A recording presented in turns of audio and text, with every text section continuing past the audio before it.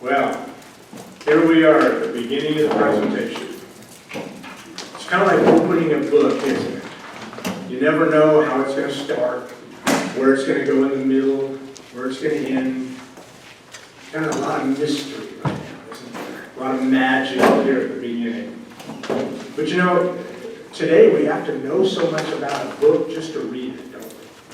You have to look at reviews. You probably looked at the back cover of the book so you know what it's about. You may have even seen a book trailer. But I want to take you back for just a minute, back to a time when books were leather-bound volumes and with just a title on the front. Mystery. Everything right here that could be held in your hand. And you look at the title and it says something like A Christmas Carol. And you open up the inside and the first lines are, Marley was dead. Ripe with promise. Juicy, oozing with everything that could be. That mystery in there. But so much of what we have now has been sanitized and washed away, hasn't it? There's just a lot of things that we have to know in this world, a lot of things that have been taken from us, it seems like almost. But we're going to talk a little bit about maybe giving a little bit of that back as we go, because we have a chance here as writers in here. So we have some magic moments like that in our writing life. For instance, when you get that first book completed, it's a magic time because the process grows you so much as an author and changes you make that quantum leap into that next part of your career. It's just magic. Magic. Then there are other times where it's kind of like you pick up a cute, cuddly puppy and you pull him up there and you bring him to you and you start stroking him and you realize he's got fleas. You know that one word, please, one word changes everything, doesn't it? Changes the mood, the temp, everything about it. You ever know how it starts right back here at your hairline? And you feel like something's crawling back there. Then it starts spreading around there. And you start scratching and there's other people who start scratching. Just one word. One little word. Well, there are times in your writing life that aren't quite as magical, it doesn't seem like either. Like marketing. One little word changes everything, doesn't it? So that is kind of the essence of the problem that we have today, and we've already talked a lot about that. RJ's been mentioning it. But just before we go, I want to tell you that if you buy all the books back at my table today, you'll get a free flea collar. It's just our gift to you. This is a course about marketing. Practical examples are the best. But when I give talks about how to do writing well, I talk about beginning with punch. Start with the most important things up front. Get that out there and get your reader to hook onto that, and it'll drag him through the rest. You want him to keep following that lead, but that right at the beginning needs to be an opening with punch, something that really grabs him. And then I want to talk to you about some of the other most fundamental parts of good writing. And the best thing, or the most fundamental part about good writing is there is no good writing. There's only good rewriting, right? You've probably heard that before. And so with that in mind, I want you to take out your handouts because we've got some corrections to make. No, I'm serious. Take out your, you've got that like the schedule, right? So pull that out, right, that schedule right out there. So pull that out right where it says on this hour, it says marketing with heart. We're going to make, because you look at that and you should have noticed right up front there was something wrong with that title. Because it has marketing and heart together. Just circle heart there. Obviously that doesn't belong with marketing. This is a conference on marketing. So heart, you know, as writers, we know what heart is, right? That's the place where we write from, that heart, right?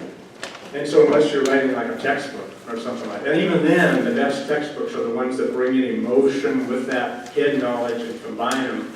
We know that's right. So go ahead, circle market, or circle heart right there. We want to know that that's, we've got to get rid of that. That's just not going to work.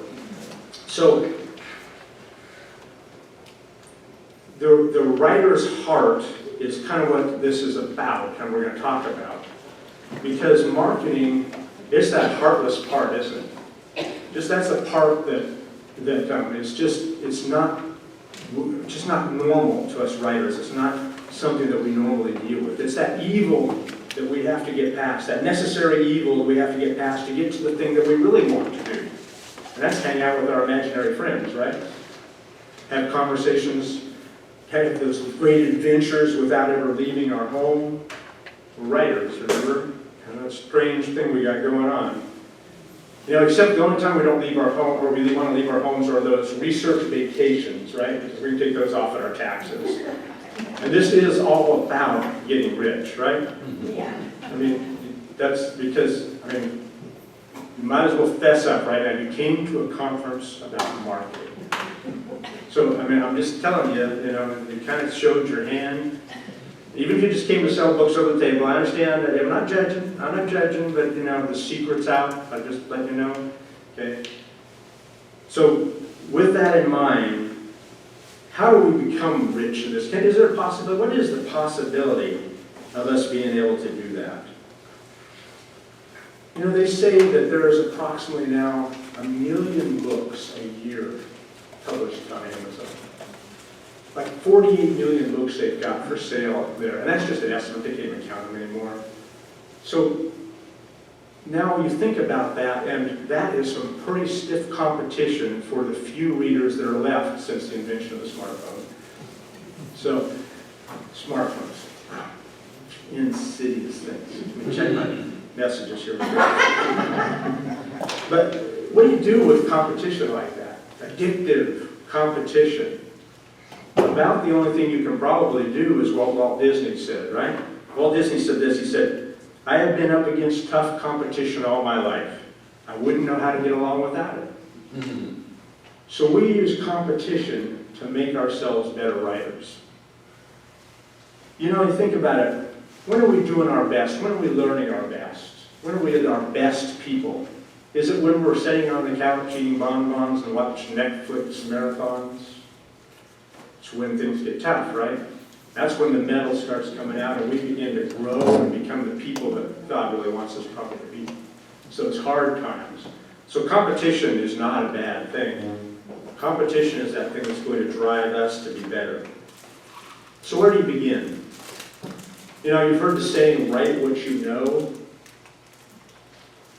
Nicholas Sparks. Anybody heard of Nicholas Sparks? Famous secular author, the master of love, and that writes The Notebook and other contemporary romances. Nicholas Sparks got divorced. But the most amazing thing about that is his female fans were surprised. Love has died, they said. It's the end of romance. How can we ever trust anything again? It was a guy writing romance. Didn't the girls have a clue? And incidentally, my wife edits all of our romances in our books, because she will be the first to tell you it's clearly a subject I know nothing about. So Nicholas Sparks, the thing that was the point of this, really, the most important thing for, I think, us to get out of this is Nicholas Sparks spent years getting millions writing something he didn't know about. So I would say, telling you, don't write what you know. Write what you love. Write what you have a passion about. Because if you do that, that passion, that excitement that you have for that topic is going to come out in your writing, and your reader is going to catch on to that. Your reader is the most important thing for you to excite in these cases. Because remember, we're up against the competition of cell phones, those smartphones. Insidious things. Can't say enough about those. They did do one thing for us. One good thing smartphones did is because now we're writers, right? So we got kind of a weird thing going on anyway. Now we can walk to the Walmart, and all you have to do is you hold your phone like this, just a little tip. You can hold your phone like this, and you can have your conversations with your imaginary friends, and nobody will know it. So there are some good things. There's always some good things about the competition out there. Competition is going to make us better writers. We're going to look for that silver lining in that too. RJ mentioned a lot about those positive spins, and that's where you have to take these things, okay? So I'm not telling you, as far as writing what you know, that the knowledge you have doesn't have value. What I'm telling you is that if you have reached the place where what you know maybe is stale to you, don't throw that crust at your reader. Because the thing that you want to avoid the most, the unpardonable sin, is boring your reader. Write what excites you, write what you love. You know, the mechanics of writing are so important. If you want to market a book, one of the first things you have to do is you have to have a book worth marketing. So I'm going to talk a lot here about what are some of those mechanic things, what makes our books stronger and more powerful. One of the first things is it's important to know those mechanics, but they've changed a little. Because now we've got computers out there, spell check can cover for bad spellers. And my favorite quote, I found out now recently that he never said it, like a lot of the quotes, but my favorite quote was one I attributed to Mark Twain, and it was that it's a man with precious little imagination that can only spell a word one way. That's me. Okay? I love the new spell checking. Grammarly helps those who are kind of challenged with the rules of language. The Thesaurus is built into our word processor, can find the word we need just like that in a snap.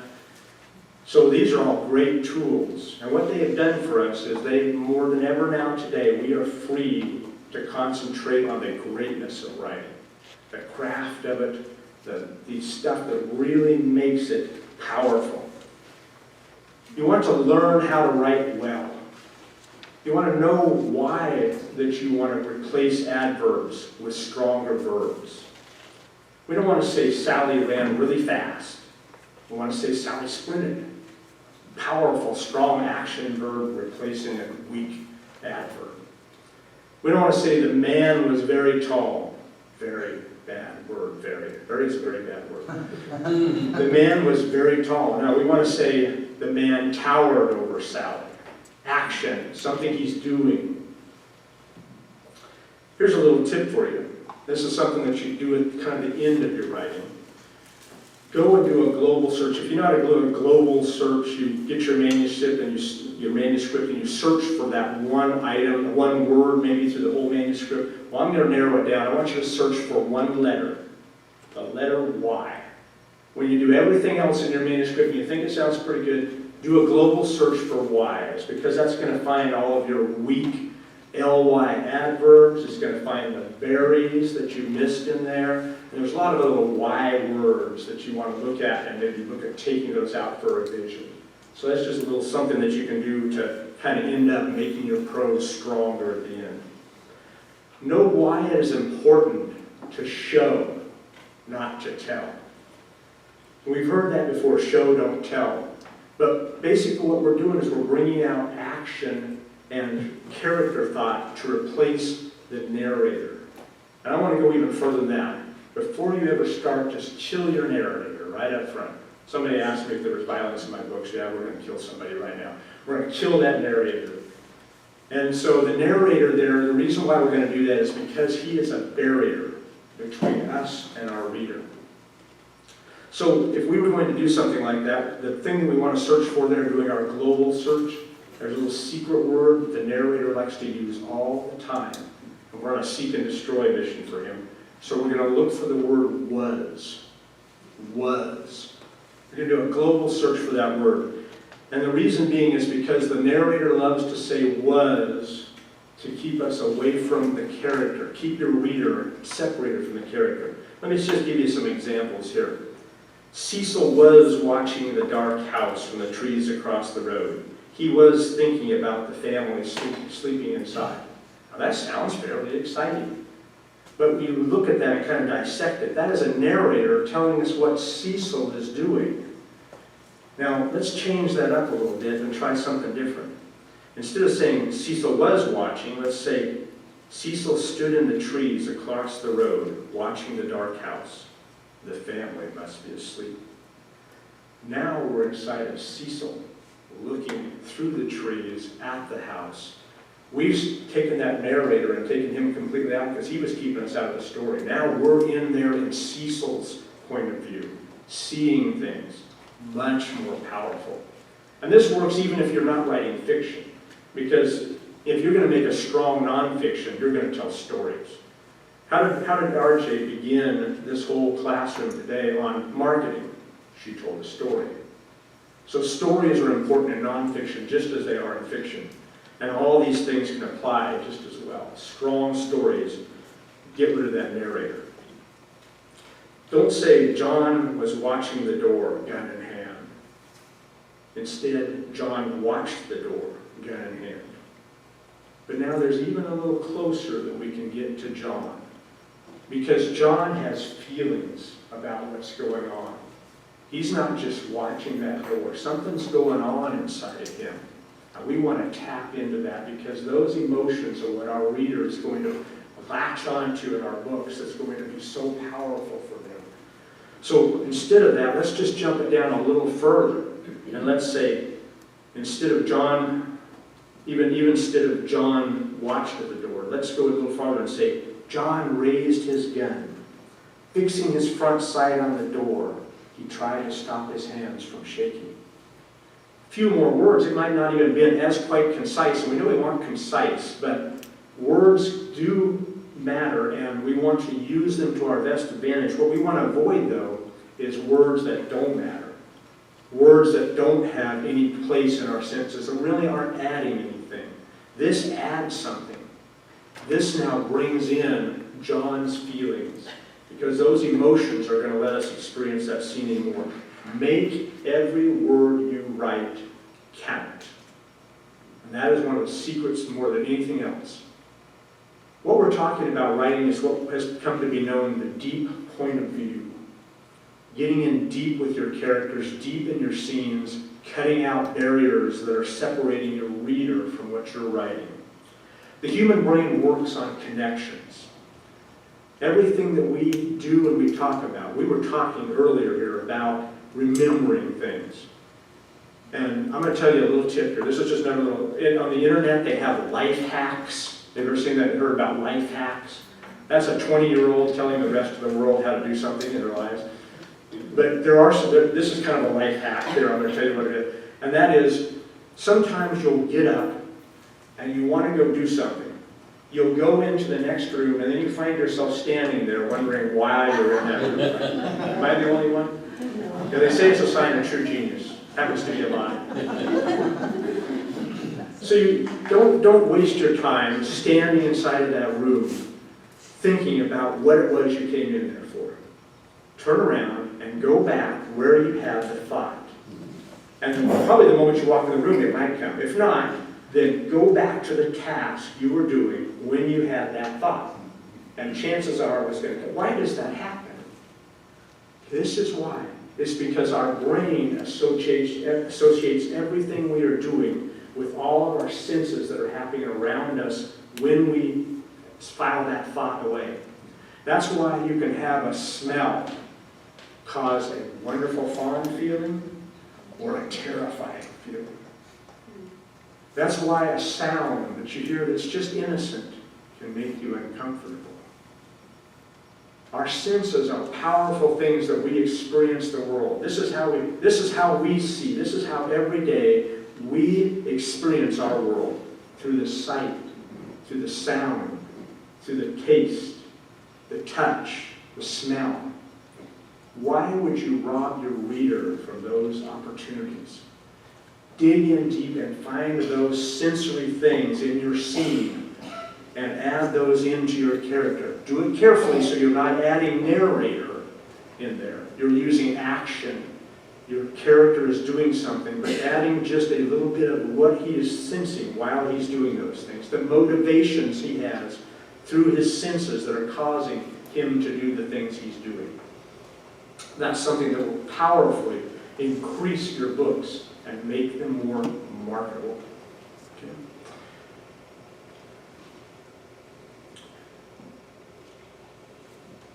One of the things that we want to talk about also about going deep is eliminating dialogue tags. A dialogue tag is another narrator thing. So we're on that hunt for that narrator, get rid of him. A dialogue tag is where the narrator says he said, or she exclaim, something like that. They're telling you who's talking, is what the whole purpose of that is. But it's a waste of a unique opportunity to add action into our books. Because we want to add as much action as we can, because action is what's carrying our reader on with us in that story. It's what's getting them invested in it to keep them moving along, not narration. So when we talk about this eliminating dialogue tags, let me give you an example here. Here's the first thing. Instead of saying, I don't have to take this, Cecil said. Now we know that the narrator put that in because Cecil's talking. But if we just add this little bit of action and switch it around here, we say, Cecil hustled to the door. I don't have to take this. More powerful. And added in, it didn't waste that little bit of time. You still know who's talking. It's Cecil, because he's the one hustling in the door. But now Cecil's not just all talk. Cecil's doing something. These are times that you can use this. So we're so used to these, that these said and things like that. But one of those things you want to do a global search for, the word said. The words you use. You also want to do a global search for those words that you always use over and over to nauseam. We all do it as writers. There's one of those words that we have to search for. While you're searching for those, search for these too. Search for said. Find those. Seek and destroy your narrator. One of the most cherished reviews, people have been so kind to me on reviews, and it's just blessed me so much, but there's one that I cherish so much, and that is, the person said, I loved this story. I loved these characters. I found myself praying for them. Now that is where you want to end up. Maybe she was just being nice, but I cherish that. I have that wonderfully embedded in my mind, because that is my whole goal, is to have characters so powerful, scenes so strong, that it means something to them, that they would pray for those people to get out of those situations. So all of these things are just mechanical ways that you can make your book more marketable. And that's kind of the first place to start in working when you're writing. Make it powerful, make it an experience the readers won't forget. But all of these mechanical things, they do not make up for the lack of a strong plot with high stakes and lots of conflict. Conflict is the bread and butter of your writing.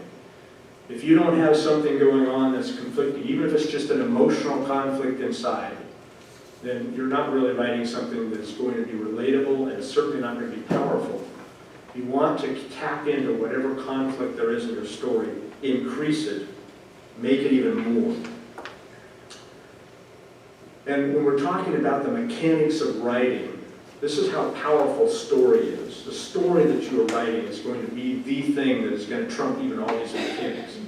I was at an American Christian Fiction Writers Conference, and I want to tell you something. We were in an agent panel, and that's where a group of agents get together and they set and field questions from the writers.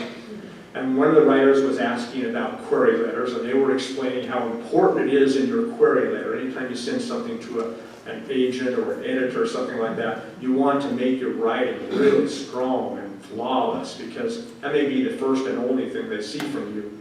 So they were expressing that, and certainly that's true. And one of the writers in frustration said, but what if I just have a little typo? This great story, you're not just going to ignore it, are you, if I have a really good story with that? And one of the agents put everything in perspective, gives guys like me hope. He said, we never look at a query or proposal and say, oh, we have to accept this because it's so grammatically correct. That doesn't happen. Story is king in this arena. So while it is important for you to compete in the Amazon jungle, for you to learn how to hunt and fish and make canoes and things like that, those mechanics for the writing world, but what really sets apart great writers from writers that have just mediocre is imagination. You've all got imagination, or you probably wouldn't be in this room. What makes an ordinary writer ordinary is the ordinary. So you want to look for everything in your story, everything in your writing that is old, those old analogies, the ones that have been used time and time again. And you want to come up with some kind of a fresh, new voice with a fresh word picture that you create yourself from your own imagination and put that into your writing instead. Make it live, make it be a part of you. Instead of cliches that everybody says all the time, make this weird, quirky character that's got his own language. You'll find that at Domestic Enemies, if you want to see a example of it. Link in there, which everybody says they just love meeting Link. And the reason it is because Link is weird. Link is a strange guy, and he has his whole language almost. He speaks himself with all these strange, quirky cliches that he has made up and he creates. Those are the kind of things that people will start remembering because it's not the same thing they see all the time. Okay, so you've gone through and you've done the best you can to wash your manuscript clean of a narrator. You've worked on getting those mechanics ready. You've eradicated all that old things. Your writing is just really getting down there. You've increased the stakes. Now what I want you to do is go in there and you look at what, you've got these strong scenes. Look at what's logically going to come next in your story and don't do it. Do something completely different. Okay? Here's one of the techniques that I use in my story writing. I go through and I keep adding barriers on my characters. I throw things in their way. I stack up the higher and higher hurdles for them to jump. I make the conflict more intense, the villain mightier, until finally there is no way that they're going to get out of this. I don't even know how. And so I take a break, and I walk away, and I start praying. And it's kind of like my own life. I say, God, I'm in a mess again. I've messed it up. I need your help. I need you to come down and help me find a way to get these characters out of this bad problem. And every time, he has always come through for me with something amazing that I never would have thought out of my own brain. That brings up another point. Amazing. How do we tell amazing writing? Because I'm going to let you in a little secret. The same for me as for almost every writer. Good or bad writing can be like my mother's cooking. It's what I'm used to. So I've written this. I think this is what I wanted to say. I liked it. Put it down on paper. So it must be something that I thought was good. How on earth am I ever going to tell what's good and what's bad in my writing? How am I going to know if it's not good? I liked it, or I wouldn't have written it. Now the opposite can be true too. You can sit down and you can analyze a sentence so many times and rewrite it and rewrite it and rewrite it to the point where they finally find your white little skeleton thrown back in the chair in utter despair, a pin to the heart to impale you there. And the detective comes in and he picks up the suicide note and he reads about the author's desperation and hopelessness in his ability to tame the written word. And then he goes over to the manuscript and picks it up and he says, hey, this is pretty good stuff. Don't let this happen to you. And how do you keep that from happening? You court honest and hard critiques. Because if you can find a wise and qualified person that will give you honest reviews and input about your writing, you have found gold. Cherish that person. As a matter of fact, this is the next step you're going to do. You're going to go seek out those people. Writing is a self-brutalizing effort. It requires us to throw ourselves in the ring and face all the swords and the arrows and the lances. And we have to smile when we take the hit, because here's the secret. When you get your beta readers, and that's what these people are called, the people that are going to read your manuscript and tell you what's good and what's bad about it, when you find those that are willing to give you that honest input, if you ever do to them what I do to mine, my wife, maybe, and that is you ever become defensive, or you ever push back from them, or you ever argue with them about your precious words, then you'll probably get nothing but worthless appeasement after that. These people are your lifeblood as an author to make your work marketable to a new and modern audience. You want to take care of them. So, this is not what we signed up for, is it? All this pain and agony. Well, I'm going to add one more on top of you, okay? Are we at time? We good? How are we at? How are we doing? Okay, great. That's what I want to know. Okay, so I got time to brutalize you just a little bit longer. Okay? So here's the next thing that I'm going to add on to you. You don't have to be a good writer to make money. There's a million books on Amazon to prove that. You don't even have to write good stuff, decent stuff. You can write smut and make money. A lot of people do. When I was in law enforcement, one of the things that they taught us was that when you fire your gun, you're responsible for every bullet that leaves that barrel, where it goes, and what it does. I want to submit to you that writing is that powerful. The media is extremely dangerous in the wrong hands. We see that all the time. As a matter of fact, I wrote Domestic Enemies originally as a short story, and it still has the underlying theme of that same thing, of the danger and power of media. It's morphed a lot since then, but that's what my heart was at the time, because it is a truth that I see all the time. With a few reasonable exceptions, you as a writer are responsible for the words you write, where they go, and what they do. So this is something that kind of takes us to that next level of the difficulty of writing. How do we write in a way that's going to impact the world and not just be something that is useless and worthless to people that just makes money? These are things that we need to consider as we go along. Because one of the things now that you've got on top of the pain of all the editing and everything like that is now you've got the awesome responsibility of this thing hanging you over. I have to write. It's dangerous what I write, right? So now I've added that one more thing. Let me just give you something to think about here. Now, why would anybody do this? I want to give you just a little idea here of some of the reasons why it's worth the pain of writing, why it's worth all this. The greatest person that ever lived, I believe, was Jesus Christ. And I don't know what you think about Jesus, and that's all right. Maybe just set that aside for just a minute, because even if you don't consider that anything valid, I think there's good reason to look at this story. So let's look at that for just a minute, okay? The story here is what it is. Father God's creation had gone astray, and he wanted to get them back.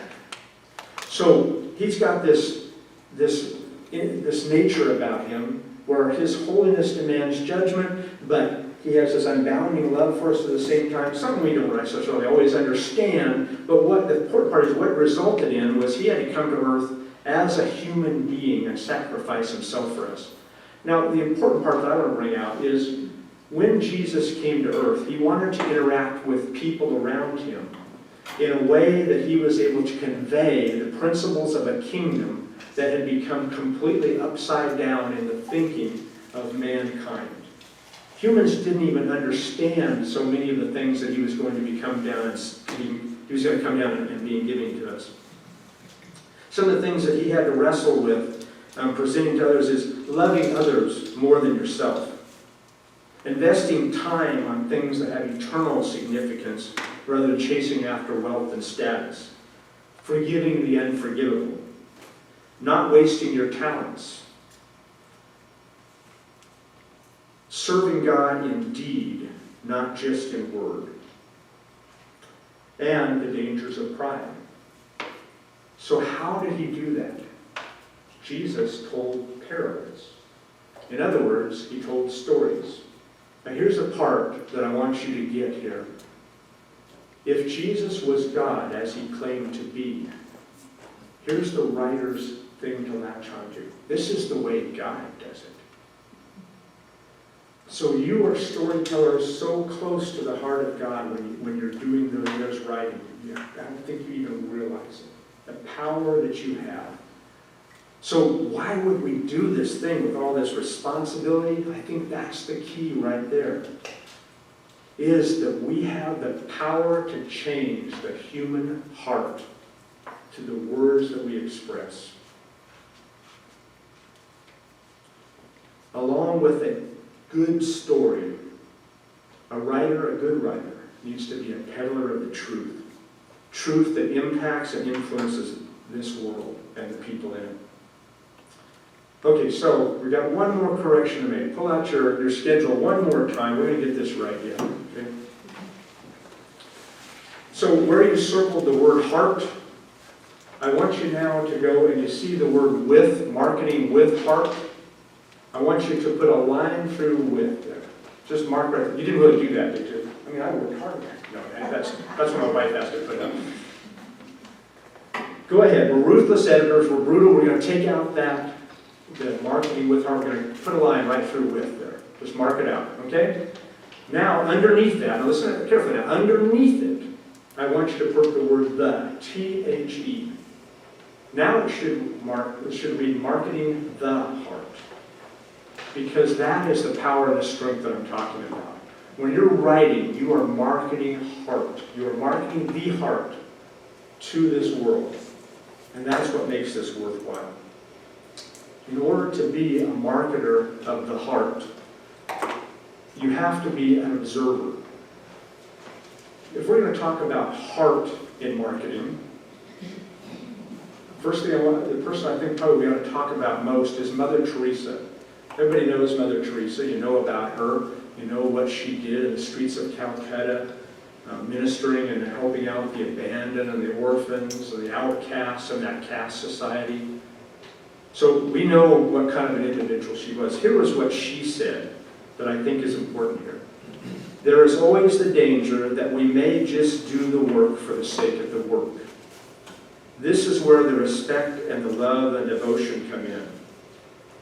That is that we do it to God, to Christ, and that is why we try to do it as beautifully as possible. I love that line, as beautifully as possible. When you're writing, if you're going to do it as beautifully as possible, you have to be looking for deeper revelations in your observations. You're not just casual observers. You are miners for true revelation in this world, in the characters that you develop and the people that you watch. Those are things that are going to be powerful. Those are things worth marketing to this world. That's where you need to go with this. You have to be first that researcher, that really good researcher. And I want to let you know a secret. You're not going to find diamonds in a salt mine. So you need to start looking for places to find those things. Looking for good writing, good other writers that have developed stuff. Places that you can go, that you can trust to demonstrate what is important in this world. Because what you're really looking for is you're looking for meaning to pass on to this hell-harassed world. Meaning in this existence. So, how do you bring heart to marketing? Probably the thing that I think probably is the thing that is most meaningful to me in this is that my family and I took a sabbatical from law enforcement for a while, and we went down to way southern Mexico and we were missionaries down there just to kind of see what it was like. And in missionary training school, they have that, missionary training school, there is a book that we study called Friend Raising. And friend raising is basically saying that instead of raising support, and support is something every missionary needs, instead of raising support, what you're raising are friends. You're developing friendships with people. People that are going to follow you through your career. You're going to be doing things to court those individuals and show them their specialty. Anybody that takes the time to read your work, that takes the time to invest in you, is worth you investing in them. So take some time and develop things that you can give to these people. Show them you treasure them by creating small little things of value to give out. when you have a website presence or wherever you have, and you should have some kind of a real estate that you own on the internet or someplace that you go to, that people can go and interact with you, and that they can email and they can look up stuff and learn more about you. That should be something that's there. It shouldn't be on social media. It shouldn't be something like that. It should be something that you have the possession of. And you should chock that full of free stuff. Some of the things that you need to do is develop like short stories, reviews, valuable tips of things you know or research that you've done. These are some of the things that are going to be valuable to them. And you need to put all those out there for free because your readers are worth it. Those people that are investing in you are worth that. Those are some of the things that you want to express to them, what a privilege it is to have them on board with you. Okay, one last time, pick up your schedule. You're going to make one last correction, okay? Where it says with, you mark that out. Underneath it, you put a the. Okay, now you put this down, so this is going to take ruthless, brutal editing. I want you to mark through that that you wrote down. Mark through it. You can do it. This is hard. I know this is where you got to go. You've got to be rough. Chisel away at your work. Chisel away until you have it perfected, and that's what we're going to do with this. Now, you've marked out the. Up above the with on there, I want you to write the word my. M-Y. Now it should read, marketing my heart. Because this is the next place that I want you to go. Every one of you came here for a reason. You may have thought you had a reason, but I think there was another reason too. I'm going to share with you one of the nuggets that I gained going back to this mine that I never get to the bottom of, and that is Scripture. I go there all the time with my pickaxe and shovel to dig out nuggets, and this is something I dug out. I don't know where you feel about God and the Bible or anything like that, but I'm just going to ask you for a minute, if you came in here with any preconceived notions that would prevent you from hearing my heart right now for you, I want you to lay that aside, and I want you to listen to what Psalm 139 has to say. Just for a second. While you're doing that, I want you to exercise the imagination that is so powerful. And I want you to imagine this is talking about you. This is you. For you formed my inmost being. You knit me together in my mother's womb. I praise you, for I am fearfully and wonderfully made. Marvelous are your works, and I know this very well. My frame was not hidden from you when I was made in secret, when I was woven together in the depths of the earth. Your eyes saw my unformed body. All my days were written in your book and ordained for me before one of them came to be. There is purpose in life. If there's not purpose in life, there's no use writing. Right. If there's not meaning, we have nothing to say. I believe there is intense, powerful meaning, not only in life, but in the words that you have within you, that you've been called to do. I don't know what brought you here today with the writer's heart. Maybe it's been all your life, since you were a little kid, you loved to tell stories. Maybe you loved to convey things to other kids, you would tell them things, and that's been a part of you all your days, and you just want to do that continuously. Maybe somebody read something that you wrote one time and said it was good, and they encouraged you to write more. Or maybe you read a book that impacted you. Maybe it changed your life, and you want to do that for somebody else. Whatever it was, whatever brought you here today, I do not believe it was an accident. Market my heart. I want to be not the title of this event today, this presentation. I want it to be your destiny as a writer. Because when you go out and you share your words, It is worth all the pain to know that you are transferring something to somebody they cannot get any other way. Your heart is valuable. It needs an audience. Do your marketing. Market your heart because somebody needs to hear you. And thanks for listening to me.